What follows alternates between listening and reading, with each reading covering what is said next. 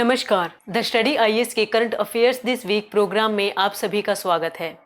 इस प्रोग्राम के तहत हम यूपीएससी एवं स्टेट पीसीएस परीक्षाओं के लिए आवश्यक बीते सप्ताह की कुछ विशेष खबरों पर चर्चा करेंगे, जो आपकी आगामी सिविल सेवा परीक्षाओं में बेहद अहम साबित होंगी।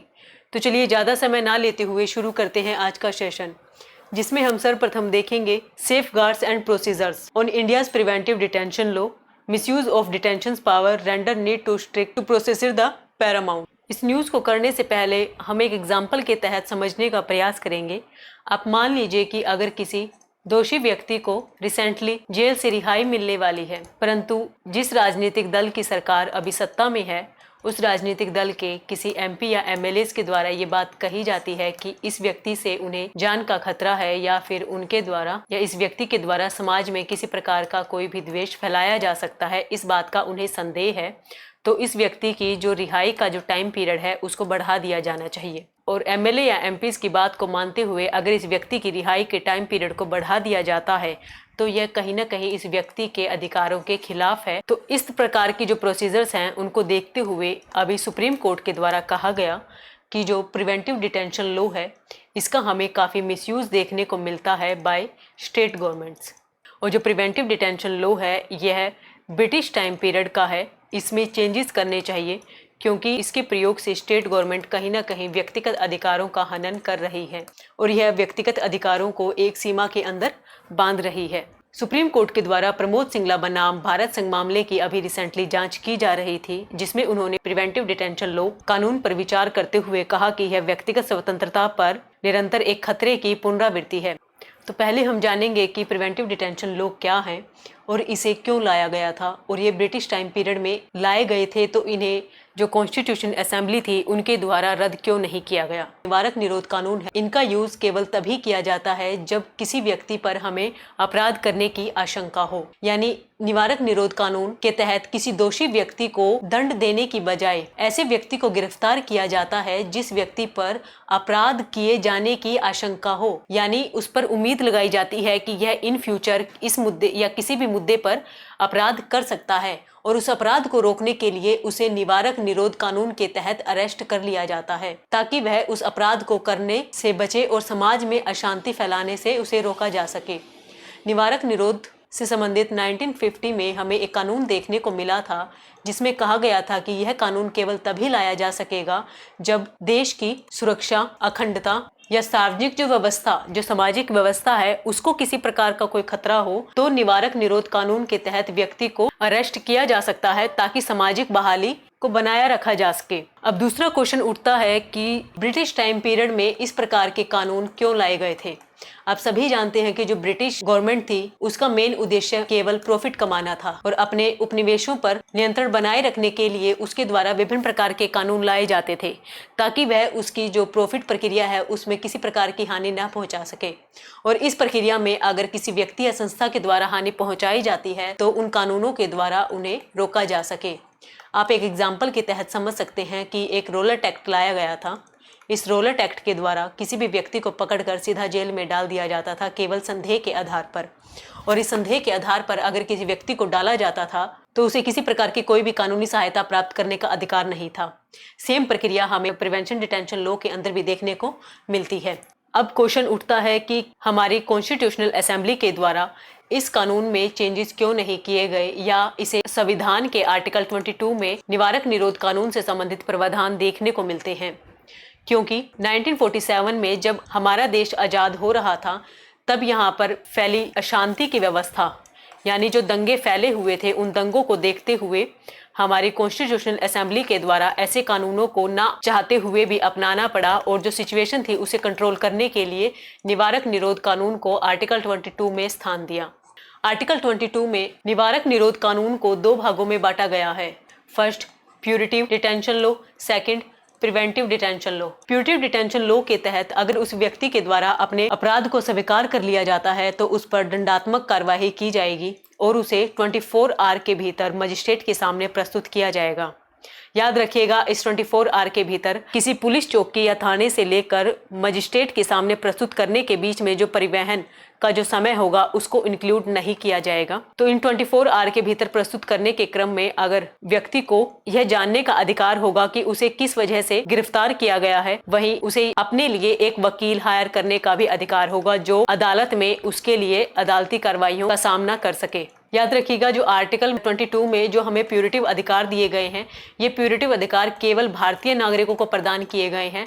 इनमें विदेशी नागरिकों को ये अधिकार प्राप्त नहीं है। वहीं दूसरी ओर प्रिवेंटिव डिटेंशन लॉ, जिसके अंदर किसी भी व्यक्ति को इस आधार पर गिरफ्तार किया जाता है कि वह भविष्य में किसी प्रकार का कोई भी अपराध कर सकता है और उस पर यह संदेह की अवधारणा जताई जा रही है, तो उसे 3 महीने तक गिरफ्तार रखा जा सकता है और 3 महीने से अधिक उसे नजरबंदी में रखने के लिए एक बोर्ड का गठन किया जाता है, जिसमें उच्च न्यायालय के न्यायाधीश शामिल हो सकते हैं।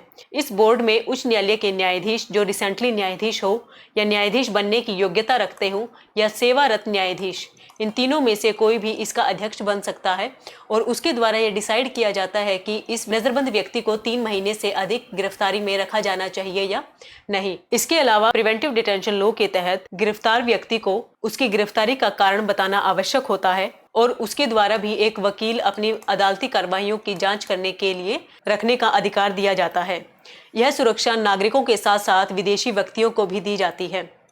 आर्टिकल 22 के सेक्शन 3 के तहत जिन व्यक्तियों को प्रिवेंटिव डिटेंशन लॉ के तहत यानी निवारक निरोध कानून के तहत और वे व्यक्ति जो विदेशी शत्रु देश के तहत शामिल है, उन व्यक्तियों को न तो आधार बताने का कि किस आधार पर उन्हें गिरफ्तार किया गया है और न ही उन्हें किसी प्रकार की वकील के तहत जांच कार्रवाई का अधिकार प्रदान किया गया है। इन सभी प्रक्रियाओं को देखते हुए सुप्रीम कोर्ट के द्वारा जो निवारक निरोध के अभी रिसेंटली दुरुपयोग किए जा रहे हैं, उससे संबंधित प्रमोद सिंगला बनाम भारत संघ मामले में कहा गया कि निवारक निरोध कानून स्टेट गवर्नमेंट्स को अथाशक्ति प्रदान कर देते हैं, जिसके कारण हमें इनका मिसयूज बड़ी मात्रा में देखने को मिलता है। यह किसी भी व्यक्तिगत अधिकारों का हनन कर सकते हैं और उसके तहत व्यक्ति की स्वतंत्रता को भी नुकसान पहुंचा सकते हैं, जिसे रोकने के लिए सुप्रीम कोर्ट के द्वारा अन्य न्यायालयों को कहा गया कि किसी भी व्यक्ति की निवारक निरोध कानून के तहत जांच करते समय देखना चाहिए कि उन्हें जिस अपराध के लिए या जिस दोष पर अनुमान लगाते हुए गिरफ्तार किया गया है, क्या वह तार्किक रूप से सही है। अगर इन्हें तार्किक रूप से सही नहीं लगता है तो उस मामले को खारिज कर देना चाहिए। वही उन्होंने कहा कि अगर किसी व्यक्ति को नजरबंदी कानून के तहत लाया जाता है तो यह निंदनीय बात है, क्योंकि पुलिस के द्वारा नजरबंदी कानून से संबंधित जो तकनीकी आधार पर साक्ष्य प्रस्तुत किए जाते हैं वे अनुचित होते हैं। वहीं जो व्यक्ति नजरबंद होता है उसमें जागरूकता की कमी होने के कारण वह व्यक्ति अपने 3 महीने के समय से भी ज्यादा व्यक्ति बंदी पाया जाता है और हिरासत में लिए जाने के कई महीनों बाद तक उन्हें जेल में रहना पड़ता है। इसके साथ साथ उन्होंने शासन व्यवस्था पर सवाल उठाते हुए कहा गया कि अगर किसी व्यक्ति को नजरबंद किया जाता है तो उस नजरबंदी से संबंधित जो दस्तावेज प्रस्तुत किए जाते हैं उनकी हमें कई बार प्रतियां प्राप्त होती हैं। उदाहरण के तौर पर हमें कई बार गुंडे कानून के तहत ऐसे व्यक्तियों को भी दंड देते हुए देखा गया है जिनमें केवल एक सब्जी विक्रेता भी शामिल होते हैं और इन सब्जी विक्रेताओं को केवल दोष इतना होता है कि उन्होंने केवल एक सड़ी हुई सब्जी या सड़ी हुई मिर्च बेचने का अपराध किया था, जिसके तहत उन पर गुंडा कानून के तहत कार्रवाई चलाई गई थी। सर्वाधिक हमें निवारक निरोध के कानून तमिलनाडु में देखने को मिलते हैं, क्योंकि यहाँ पर गुंडा अधिनियम के तहत झुग्गी झोपड़ी को हड़पने वाले, जिन्हें हम कब्जा करता कह सकते हैं, या वन अपराधों से लेकर वन अपराधों में नॉर्मली वन लकड़ियों को चुराना, वन्य जीव जंगली जानवरों का शिकार के साथ साथ समुद्री डाकुओं, यौन अपराधियों और साइबर अपराधियों को इन गुंडा अधिनियम के तहत शामिल किया जाता है। इसके साथ साथ सुप्रीम कोर्ट के द्वारा कहा गया कि कानून के अंतर्गत न केवल आदतन अपराधी यानी जो बार बार अपराध करते रहते हैं, उन अपराधियों के अलावा भी देश भर में जो जमानत प्राप्त कर चुके हैं उन व्यक्तियों पर भी इसकी कार्यवाही की गई है और जो जमानत प्राप्त करना चाहते हैं उन व्यक्तियों पर भी इस प्रकार की कार्यवाही की जाती है, ताकि उनकी जमानत जो प्राप्त कर चुके हैं उन्हें दोबारा कानून की हिरासत में लिया जाए, या जो जमानत प्राप्त करना चाहते हैं उनकी रिहाई का जो समय है उसको बढ़ा दिया जाए, ताकि जो समाज में फैलने वाली जो सामाजिक व्यवस्था है उसको बनाया रखा जा सके। तो चलिए बढ़ते हैं अपनी नेक्स्ट न्यूज की ओर, जिसमें कहा गया है कि centre launches foreign trade policy 2023। इसमें एम रखा गया है कि 2030 तक हमारा जो फॉरेन ट्रेड है उसे बढ़ाकर $2 ट्रिलियन तक किया जाएगा। इंडिया के द्वारा प्रत्येक 5 वर्ष के लिए एक फॉरेन ट्रेड पॉलिसी लाई जाती है।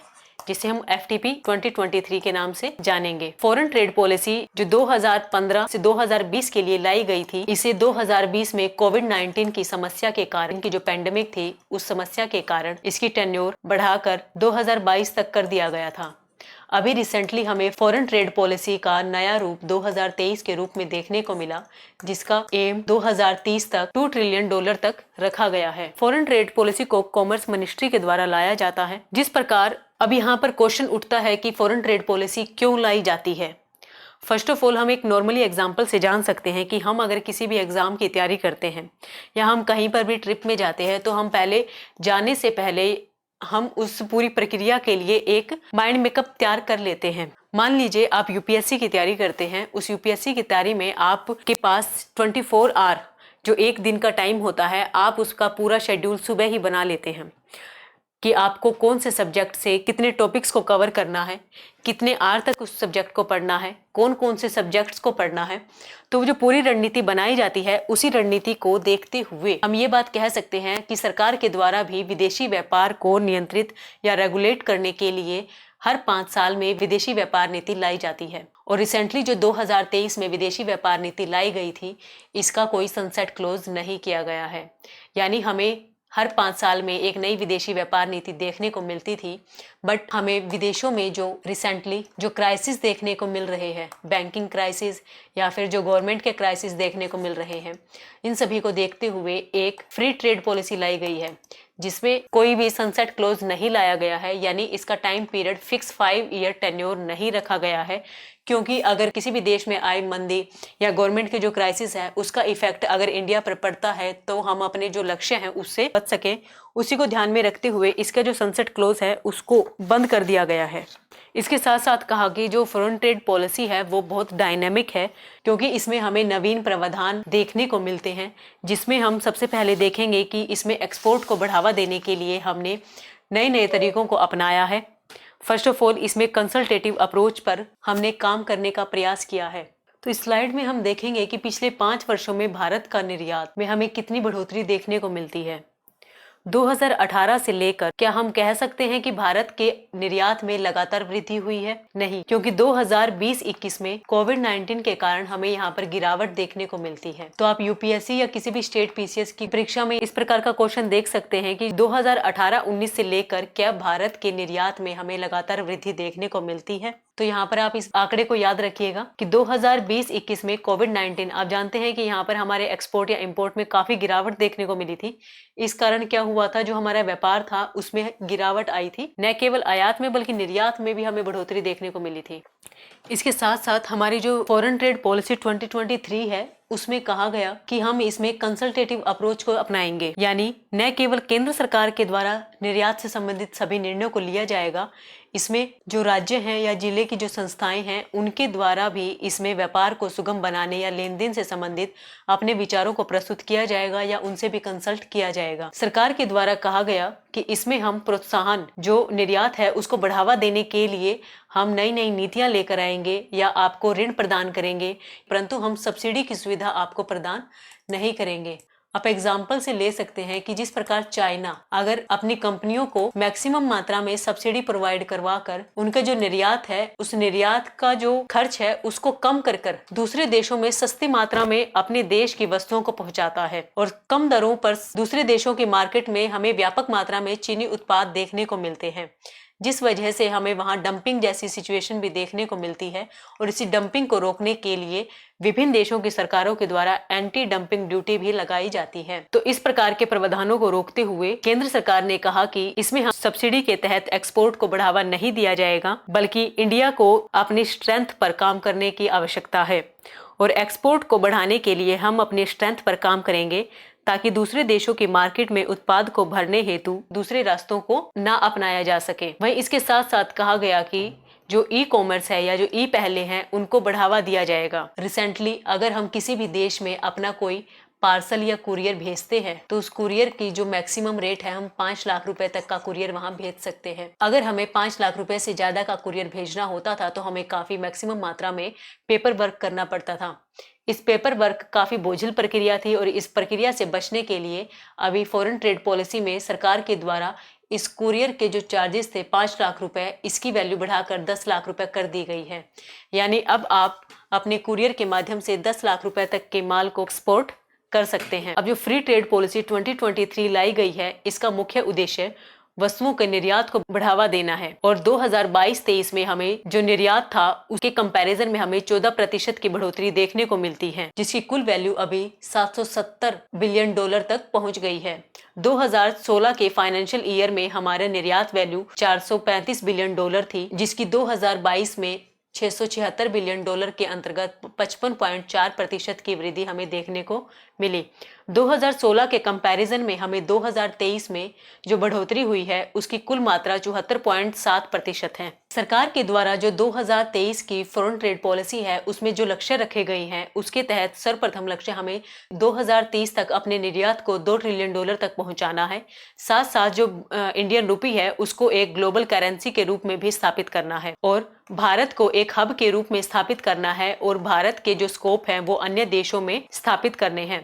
हब से अभिप्राय वह क्षेत्र जहां पर हमें बड़ी मात्रा में वस्तुओं का उत्पादन देखने को मिलता है, जहां पर वस्तुओं का उत्पादन किया जाता है, और स्कोप से अभिप्राय है जो वस्तुओं का विभिन्न क्षेत्रों में अपने देश के उत्पाद को आम जन तक पहुंचाने में सहायता करते हैं। इस ट्रेड पॉलिसी के माध्यम से maximum digitalization and faster process applications का भी प्रयोग किया जाएगा। फॉरेन ट्रेड पॉलिसी में कहा गया कि ई कॉमर्स क्षेत्र को बढ़ावा दिया जाएगा, क्योंकि मर्चेंडाइज सर्विस एक्सपोर्ट के अलावा ई कॉमर्स क्षेत्र एक बड़ी मार्केट है जो कि 200 से 300 मिलियन डॉलर तक का व्यापार करने में सहायता कर सकता है। और ई कॉमर्स को बढ़ावा देने के लिए सरकार के द्वारा पेपर वर्क को खत्म कर पूर्ण प्रक्रिया को डिजिटलाइजेशन कर दिया गया है।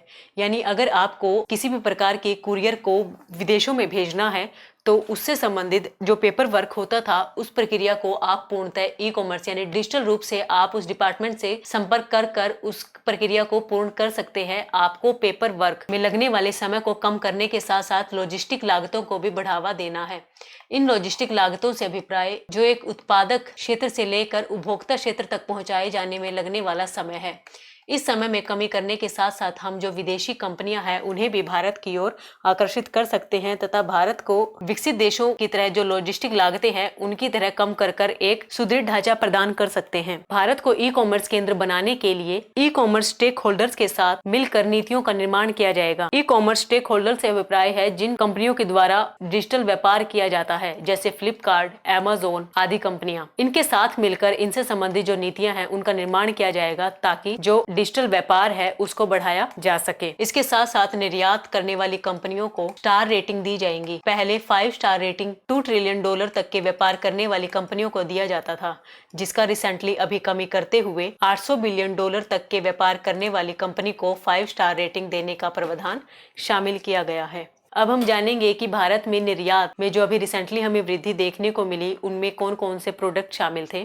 फर्स्ट ऑफ ऑल हमें जो पेट्रोलियम बेस्ड जो प्रोडक्ट थे उनमें हमें 27% की वृद्धि देखी गई, जो 94.5 बिलियन डॉलर तक की राशि प्रोवाइड करवाती है। इसके साथ साथ जो इलेक्ट्रॉनिक्स वस्तुएं थी उनका निर्यात 7.9% तक बढ़कर 23.6 बिलियन डॉलर तक पहुंच गया है। भारत के द्वारा जिन 5 शीर्ष वस्तुओं का निर्यात किया जाता है उनमें से हमें 3 का हमें नगण्य वृद्धि देखने को मिली है, यानी ना के बराबर उनमें हमें वृद्धि देखने को मिली। फर्स्ट ऑफ ऑल उनमें चावल शामिल है, रसायन और ड्रग्स, इन तीनों में हमें नगण्य वृद्धि देखने को मिली है।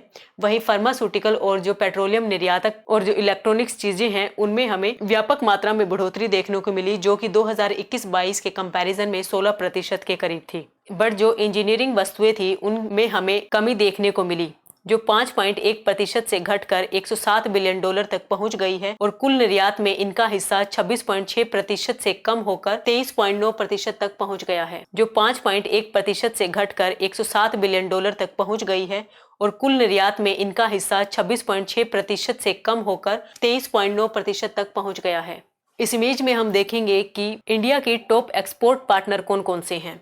फर्स्ट ऑफ ऑल जहां इंडिया के द्वारा एक्सपोर्ट किया जाता है वो है USA, second UAE, third Netherland, fourth China and fifth Bangladesh. आप इन कंट्रीज का नाम याद रखिएगा क्योंकि यूपीएससी या फिर किसी भी स्टेट पीसीएस एग्जाम में आपको इनकी सीरीज देखने को मिल सकती है कि इंडिया के टॉप 5 एक्सपोर्ट कंट्रीज कौन कौन सी हैं। तो आपको टॉप 5 या टॉप 10 कंट्रीज के नाम याद रखना बहुत जरूरी है। इसके साथ साथ हम जानेंगे कि इंडिया के इंपोर्ट कंट्रीज कौन कौन सी है, जहां से इंडिया के द्वारा मैक्सिमम मात्रा में सामान मंगवाया जाता है। जो कुल आयात किया जाता है इंडिया के द्वारा, उसमें 24.1% जो आयात है वो नॉर्थ ईस्ट एशियन कंट्रीज के द्वारा मंगाया जाता है। तो अब आपके लिए एक क्वेश्चन है कि नॉर्थ ईस्ट एशियन कंट्रीज में कौन कौन सी कंट्रीज शामिल हैं। उन सभी का नाम आप हमारे कमेंट सेक्शन में कर सकते हैं। उसके अलावा जो 17% की भागीदारी है वो वेस्ट एशियन कंट्रीज में देखी जाती है, आप इनका नाम भी बताइएगा। साथ साथ जो 11% की जो भागीदारी है, यानी जो 11% का आयात जो हम लोग कर रहे हैं अपने कुल आयात में, वो एशियन कंट्रीज में किया जाता है।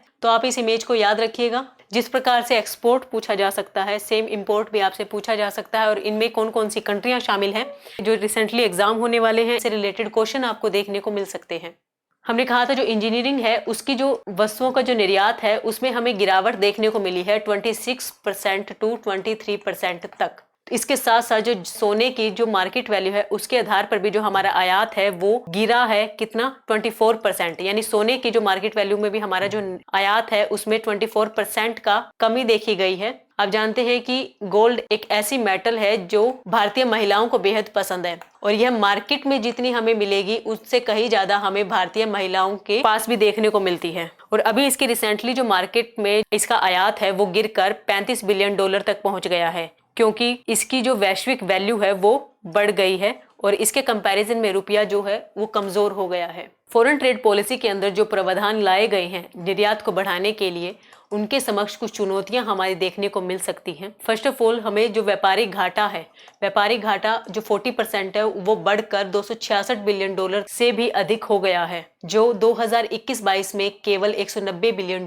तक था। इंडिया के द्वारा मैक्सिमम मात्रा में पेट्रोलियम बेस्ड जो प्रोडक्ट है उनका निर्यात किया जा रहा है। वहीं 2022-23 में जो पेट्रोलियम है उसके भी हमें आयात में बढ़ोतरी देखने को मिली है। यानी हम जितनी बड़ी मात्रा में हम आयात कर रहे हैं, वहीं पेट्रोलियम जो बेस्ड जो प्रोडक्ट है उनका हम मैक्सिमम मात्रा में ही निर्यात भी कर रहे हैं। कोयले के आयात में हमें 57% की जो तेजी देखी गई है, क्योंकि कोयला आप जानते हैं कि ऊर्जा का एक मुख्य स्रोत है और इसकी पूर्ति के लिए हम बड़ी मात्रा में कोयले की आयात कर रहे हैं, जिसकी वैल्यू बढ़कर $50 बिलियन तक पहुंच गई है। हमारी नेक्स्ट न्यूज है, व्हाट इज डब्बा trading and how does it affect the economy. आप में से कोई ना कोई शेयर मार्केट में तो पैसा जरूर लगाता होगा, या आपने नाम सुना होगा कि शेयर मार्केट में पैसा लगाया जाता है। जो कंपनीज हैं उनके जो शेयर में अप एंड डाउन देखने को हमें मिलते हैं, उसके आधार पर जिन लोगों के द्वारा पैसा लगाया जाता है या जो प्रॉफिट कमाया जाता है उनको शेयर मार्केट के ट्रेडर कहा जाता है। ठीक है, तो जो शेयर मार्केट में जो भी सारी प्रक्रिया की जाती है सेबी के द्वारा रेगुलेट की जाती है, यानी सेबी के अंडर, यानी ये लीगल प्रोसेस के द्वारा की जाती है। और इसके लिए हमें जो बैंकिंग जो सिस्टम है उसको अपनाना पड़ता है। इसमें हमें बैंक में हमें एक डीमेट अकाउंट खुलवाना पड़ता है, यानी हम शेयर मार्केट में जो भी पैसा लगाएंगे या जो भी हम मार्केट से पैसा उठाते हैं या जो भी प्रॉफिट कमाते हैं, लॉस होता है, उस सभी का जो लेन देन होता है वो हम डीमेट अकाउंट के थ्रू करते हैं, जिस पर हमें काफी सारा टैक्स भी देने पड़ता है और सेबी के द्वारा इसको रेगुलेट किया जाता है। रिसेंटली क्या हुआ है कि नेशनल स्टॉक एक्सचेंज ने डब्बा ट्रेडिंग में शामिल संस्थाओं को एक नोटिस जारी किया, और डब्बा ट्रेडिंग में जो पैसा लगाने वाले जो निवेशक थे यानी जो ट्रेडर थे उनको सचेत किया कि यह डब्बा ट्रेडिंग जो प्रोसेस है वह इलीगल है। मैंने बताया कि शेयर मार्केट में जो पैसा लगाया जा रहा है वो लीगल है, बट जो डब्बा ट्रेडिंग में पैसा लगाया जाता है वह इलीगल है। और जिन निवेशकों के द्वारा इसमें पैसा लगाया जा रहा है, अगर उनका किसी प्रकार का लॉस होता है तो उसकी रिस्पॉन्सिबिलिटी किसी भी संस्था के द्वारा नहीं ली जाएगी, चाहे फिर नेशनल स्टॉक एक्सचेंज ही क्यों ना हो, क्योंकि इन संस्थाओं को एक्सचेंज के द्वारा अधिकृत सदस्यों के रूप में मान्यता नहीं दी जाती है। अब मान लीजिए डब्बा ट्रेडिंग, जिस प्रकार हम शेयर मार्केट में पैसा लगाते हैं और वह इलीगल प्रक्रिया के अंतर्गत एक बैंकिंग प्रोसेस के थ्रू सब कुछ किया जाता है, उसी प्रकार डब्बा ट्रेडिंग में इसके बिल्कुल अपोजिट प्रक्रियाएं की जाती है। डब्बा ट्रेडिंग इलीगल है। सेकंड, इसमें किया जाने वाला लेन देन सेबी की नजरों से बाहर होता है, यानी यह शेयर मार्केट के बाहर चलने वाली एक बड़ी मात्रा में लेन देन की प्रोसेस है, जिसे हम जुआ कहते हैं। शेयर मार्केट का जुआ कहा जाता है डब्बा ट्रेडिंग को। इसके अंतर्गत हम एक एग्जाम्पल से समझते हैं। किसी ट्रेडर के द्वारा अगर कोई पैसा लगाया जा रहा है डब्बा ट्रेडिंग में, तो यहाँ पर एक ब्रोकर होता है। वह ब्रोकर को कहेगा कि मान लीजिए रिलायंस कंपनी के वह 1000 शेयर खरीद कर 1000 रुपए में 1000 शेयर खरीद ले, और अगर इन 1000 शेयर की मार्केट वैल्यू अभी रिसेंटली हमें 1100 रुपए देखने को मिलती है, और जो ट्रेडर है उसके द्वारा इनको बेच दिया जाता है, तो इन शेयर पर जो प्रॉफिट होगा उसका भुगतान ब्रोकर के द्वारा अपनी पॉकेट से किया जाएगा। और यहाँ पर जो ट्रेडर को प्रॉफिट होगा वो भुगतान ब्रोकर के द्वारा अपनी पॉकेट से किया गया है। वहीं अगर यहाँ पर इन 1000 शेयरों की मार्केट वैल्यू अगर 900 रुपए हो जाती, 900 रुपीज होती, तो इसमें जो होने वाला लॉस था उसका जो प्रॉफिट होगा, जो ट्रेडर का लॉस होगा वो ब्रोकर का प्रॉफिट माना जाएगा। यानी वो जो प्रॉफिट होगा 100 रुपए का वो ब्रोकर की पॉकेट में जाएगा। यानी जितना ट्रेडर को प्रॉफिट होगा उतना ब्रोकर को नुकसान होगा, वहीं जितना नुकसान ट्रेडर को होगा उतना ही ब्रोकर को प्रॉफिट होगा। और यह पूरी प्रक्रिया हमें ऑनलाइन प्रोसेस के थ्रू नहीं बल्कि एक रजिस्टर में की जाती है। इसमें शेयरों की लेन देन हमें आमतौर पर नहीं देखने को मिलती, बस इसमें एक अनुमान के तहत ये लगा दिया जाता है कि रिलायंस के इतने शेयर खरीदे जा रहे हैं और उसको हम इतनी मार्केट वैल्यू पर खरीदना चाहते हैं। अगर उनकी मार्केट वैल्यू इतनी है, अगर उनमें किसी प्रकार का कोई प्रॉफिट होता है तो वो ट्रेडर को ब्रोकर के द्वारा दिया जाएगा, यानी ब्रोकर की जेब खाली होगी। उसमें वो आपको जो मार्केट में जो पैसा फैला हुआ है उससे आपको किसी प्रकार का कोई भी पैसा नहीं मिलेगा। आपको जो प्रॉफिट हुआ है वो ब्रोकर के द्वारा दिया जाएगा, और अगर आपको कोई नुकसान हुआ है वो ब्रोकर का बेनिफिट बनके, प्रॉफिट बनके ब्रोकर की पॉकेट में जाएगा।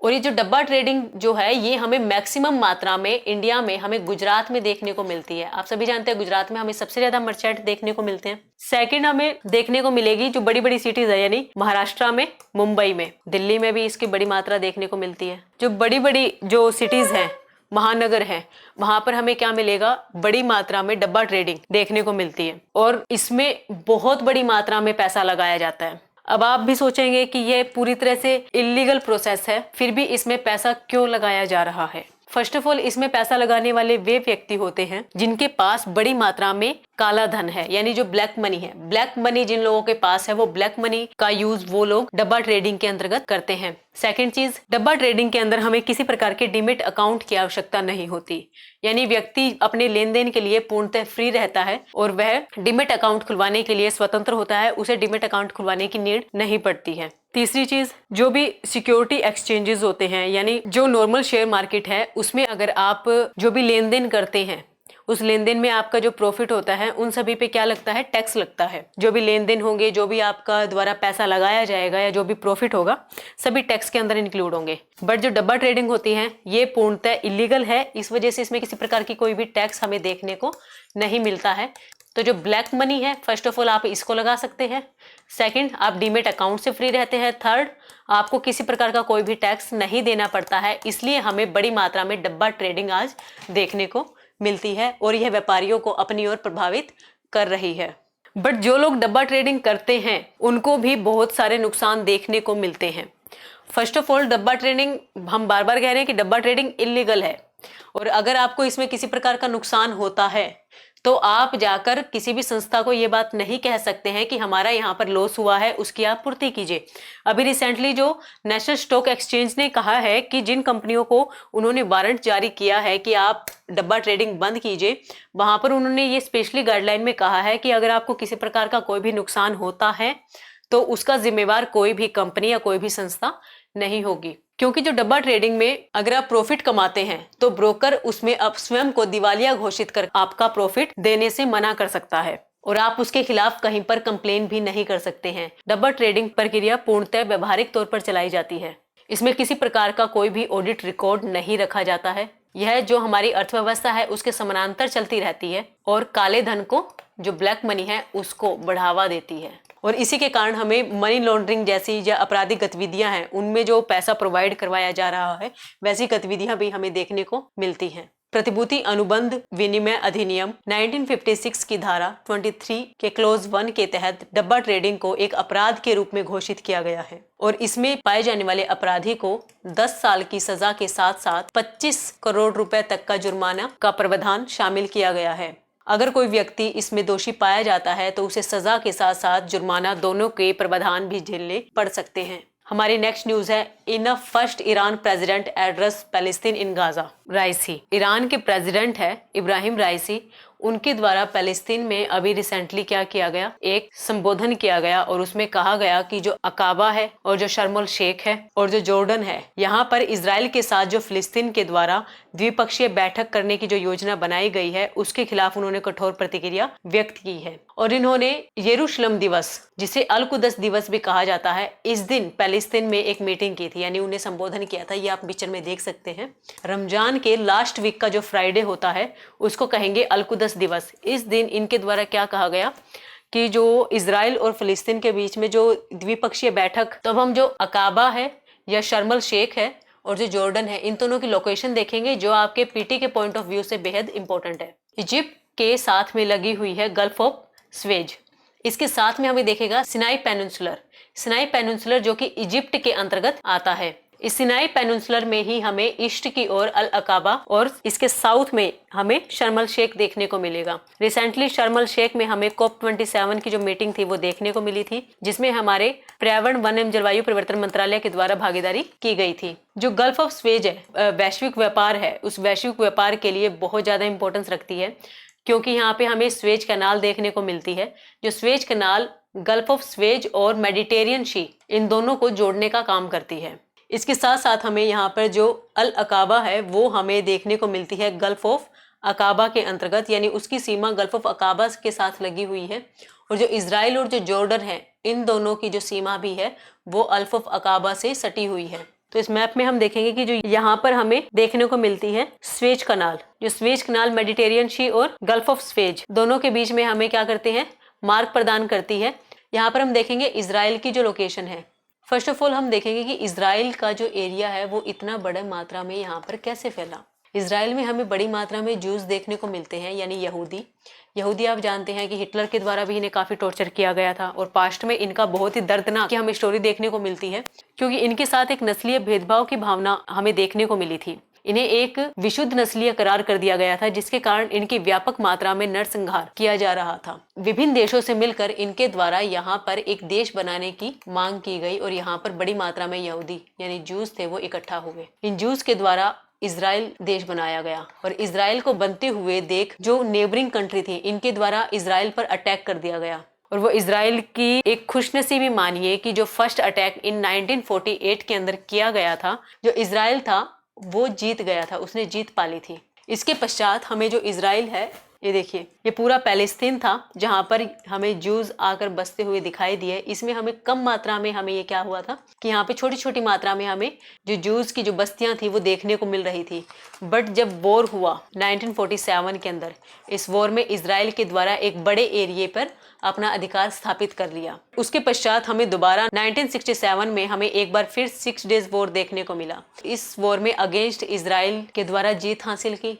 इजराइल ने जीतने के पश्चात जो पैलेस्तीन का एरिया था उसे और एरिया पे अपना अधिकार स्थापित कर लिया, यानी और एरिया को जीत लिया। और इसी क्रम में आज हमें इजराइल में पैलेस्तीन का एक छुटपुट एरिया देखने को मिलता है। बट हमें जो यरूशलेम है, यरूशलेम पर पैलेस्तीन और इजराइल के बीच में कॉन्फ्लिक्ट देखने को मिलता है, क्योंकि जो पैलेस्तीन है वो ईस्ट यरूशलेम को अपनी कैपिटल बनाना चाहता है, क्योंकि यहाँ पर इन्हें एक पवित्र स्थान है। और जो यहाँ पर हमें टेम्पल माउंट है वो जूस का, मुस्लिम और क्रिश्चियन, इन तीनों का एक होली प्लेस है, जहाँ पर हमें तीनों धर्मों की श्रद्धा से संबंधित प्रतीक देखने को मिलते हैं। तो इजराइल के द्वारा पूरी यरूशलेम को अपनी कैपिटल के रूप में घोषित किया गया है। और रिसेंटली हमें बड़ी मात्रा में बड़े एरिया पर हमें इजराइल का कब्जा देखने को मिलता है। बट इसका एक मेन कॉन्फ्लिक्ट है हमास ग्रुप जो कि 1987 में अस्तित्व में आया था, जो कि एक सशस्त्र ग्रुप है जिसके द्वारा इलेक्शन भी लड़े गए थे और यह आज एक पैलेस्तीन में राजनीतिक दल के रूप में भी देखा जाता है।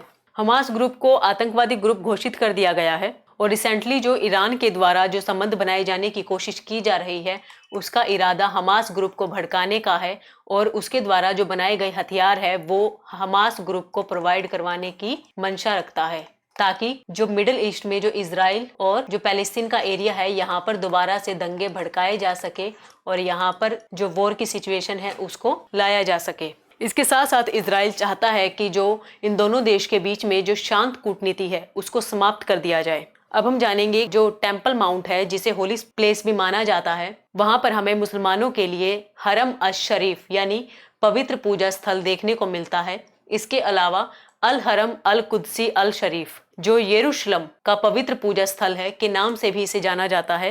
यह एक पहाड़ है जो कि पुराने यरूशलेम में स्थित है और रिसेंटली यह इजराइल के क्षेत्र के अंतर्गत आता है। इस क्षेत्र के अंतर्गत हमें डोम ऑफ द रॉक, इसके साथ अल अक्सा मस्जिद भी देखने को मिलती है, जहां रिसेंटली हमें इजरायली पुलिस और फिलिस्तीनियों के बीच में भी झड़प देखने को मिली थी, जिसने एक युद्ध का रूप ले लिया था। अल अक्सा मस्जिद यहूदियों के लिए भी एक पवित्र स्थान है, जहां 1967 में हुए युद्ध के बाद इस क्षेत्र में इजराइल के द्वारा कब्जा कर लिया गया था। अब जानेंगे कि ईरान के द्वारा जो यहाँ पर दंगे भड़काए जाने का प्रयास किया जा रहा है, उसका मेन उद्देश्य क्या है। फर्स्ट ऑफ ऑल, वह हमास ग्रुप को अपनी ओर करना चाहता है ताकि वह यहाँ पर दंगे भड़काने में अपने इरादों में सफल हो सके। दूसरा, हमास को वह अपने जो इक्विपमेंट है, जो वेपन्स है, वो प्रोवाइड करवाए और वित्तीय और राजनीतिक सहायता भी उसे प्रदान करे। इजराइल, जो कि अमेरिका के समर्थक एक देश माना जाता है, वहां पर अशांति फैलाकर वह कहीं न कहीं अमेरिकी देश को परेशान करने से संबंधित कार्रवाइयों में भागीदारी बढ़ाना चाहता है। तो यहाँ पर हम देखेंगे कि जो ईरान है, ईरान और इजराइल की जो लोकेशन है, ये हमारे पीटी के पॉइंट ऑफ व्यू से इंपॉर्टेंट है। ये हमारे मैपिंग पोर्शन के अंतर्गत भी इंक्लूड हो जाएगा कि इन दोनों की जो लोकेशन है वो किन किन जो ओशंस है या जो सागर है उनको उनकी सीमा से सटी हुई है। फर्स्ट ऑफ ऑल, इजराइल, जिसके बीच में हमें क्या देखने को मिलता है, डेड सी। डेड सी से मतलब है कि जो इसकी लवणता है, ये नॉर्मल जो हमें ओशंस या जो सी वाटर होता है उसके कंपैरिजन में 40% अधिक देखने को मिलती है। इस कारण इसकी जो डेंसिटी होती है वो काफी बढ़ जाती है और कोई भी चीज इसमें डुबाना मुश्किल हो जाता है। यानी डेड सी में कोई जलीय जीव देखने को मिलते हैं। यहाँ हमें बहुत कम मात्रा में बैक्टीरिया पाए जाते हैं। इसके साथ साथ ये है जो डेड सी का पानी है, यहाँ हमें मैक्सिमम मात्रा में खनिज पदार्थ देखने को मिलते हैं। यानी इस पानी में हमें खनिजों की मात्रा अधिक देखने को मिलती है। तो डेड सी, आपसे अगर एग्जाम में पूछा जाए कि डेड सी की जो लोकेशन है वो कहाँ पर है और डेड सी के द्वारा किन देशों की सीमा टच करती है, तो first of all Israel, second Jordan. इसके साथ साथ इजराइल के द्वारा मेडिटेरियन सी के साथ भी सीमा साझा की जाती है। वहीं इजराइल के द्वारा जो गल्फ ऑफ अकाबा है उसके साथ भी सीमा साझा की जाती है। वहीं ईरान की लोकेशन देखेंगे कि यह नॉर्थ में कैस्पियन सागर से जुड़ा हुआ है, वहीं साउथ में यह पर्शियन गल्फ के साथ अपनी सीमा साझा करता है और यह गल्फ ऑफ ओमान के साथ भी सटा हुआ है। Gulf of Persian and gulf of Oman, इन दोनों को जोड़ने के लिए जिस स्ट्रेट का प्रयोग किया गया है उसे स्ट्रेट ऑफ हॉर्मुज कहा जाता है। आज के सेशन में बस इतना ही। मिलते हैं अगले सप्ताह नेक्स्ट सेशन में। तब तक के लिए हमारे चैनल से जुड़े रहें एवं चैनल को लाइक और सब्सक्राइब ज़रूर करें। Thank you.